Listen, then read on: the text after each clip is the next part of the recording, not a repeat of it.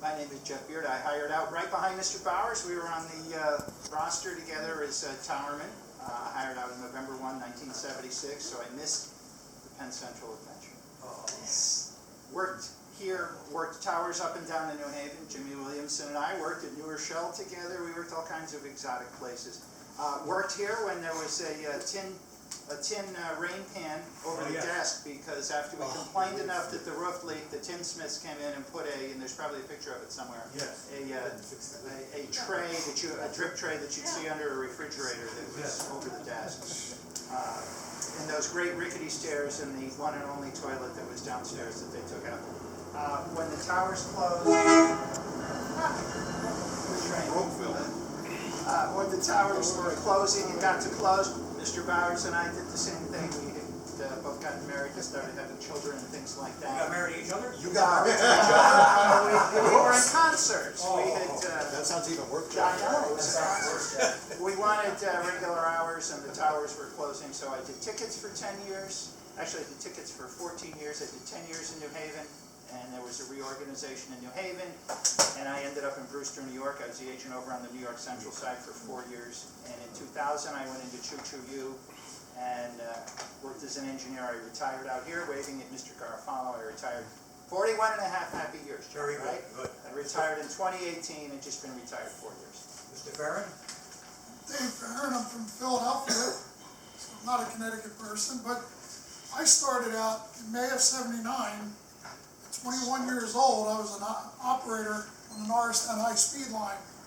It was actually considered a motorman, an operator on the railroad. Two different things. I was a motorman on the Norristown high-speed line and on the Sharon Hill Media Trolleys and SEPTA's Red Arrow Division. I went through 3 strikes. Every contract, every 2 years, we were out on strike. During the 3rd strike, which was 61 days long, I applied with the Port Authority as a train operator on the Lindenwold high-speed line. I had friends that worked over there. And I also applied at Amtrak to become a block operator, hoping it would be a stepping stone to train in engine service. Well, that didn't quite work out. I got hired by PATCO. 5 months in, Amtrak called me.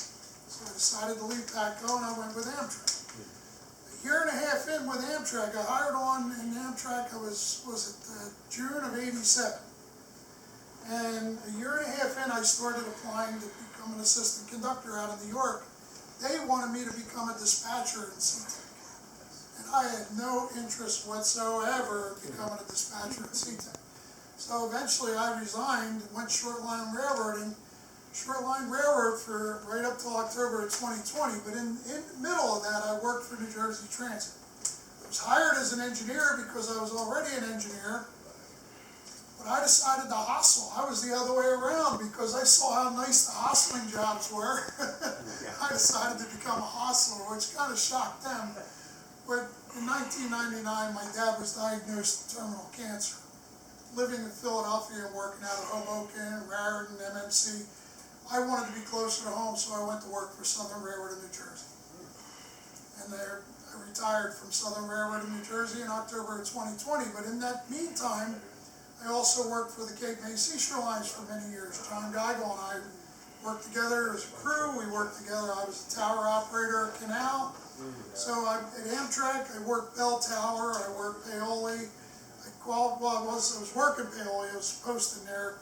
I qualified at Bryn Mawr. I was an order runner at Penn. I was a leverman at Penn. So yeah, I got to get around the Philadelphia area pretty good.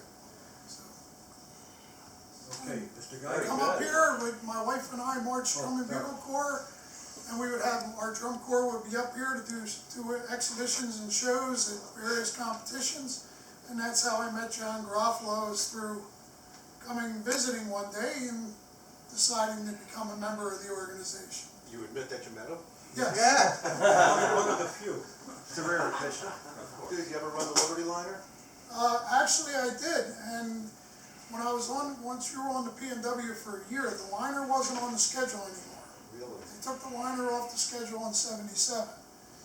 And I rode them as a kid, 14, 15 years old. Oh yeah, I got to ride them. But there were 3 of us that hired on in May of '79. We had to learn all the work equipment, and we had to learn the liner. Wow. So we got, for 3 days, we just got to run the work equipment back and forth, and we got to run the liner back and forth. The other guys didn't like the liner, so I got to run it quite a bit. And actually, I'm doing some restoration work on the liner up at Rock Hill Trolley Museum. Oh, excellent. And the other one's at the IRM, beautifully restored. They've done a wonderful job. Gorgeous. Yeah. Mr. Geigel. I'm the kid of the bunch here. I started out in 1996 working in short line railroading. Junior. Now you're one of the fourth Yeah. of the roster. We're all move-ups. Yes. I worked for Bellevue up at Central New England here, and then wound up splitting time down at Cape May Seashore Lines. Then in 2006, I went to Metro North. I've been there ever since, darkening the tower's door every chance I get. And Mr. Geigel runs the Danbury branch, and he has a 2-hour layover. Come down on Wednesday nights to check the mail. This is the crew room for the Danbury.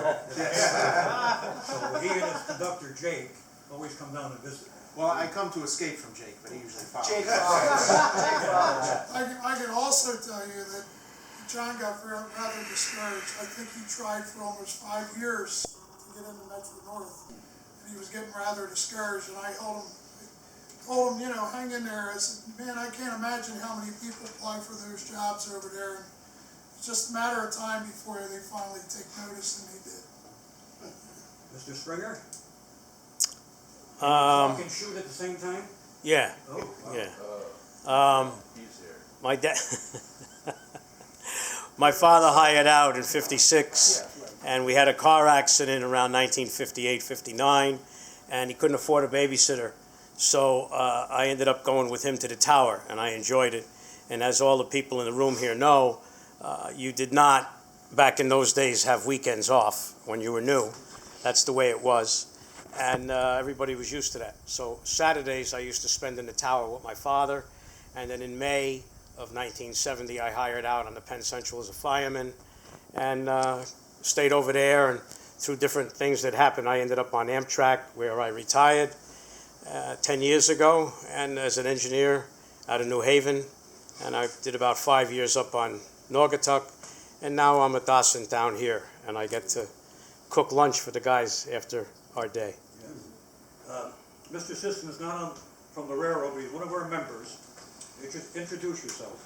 I'm Rick Sisson. I live in Rhode Island, which is too far away.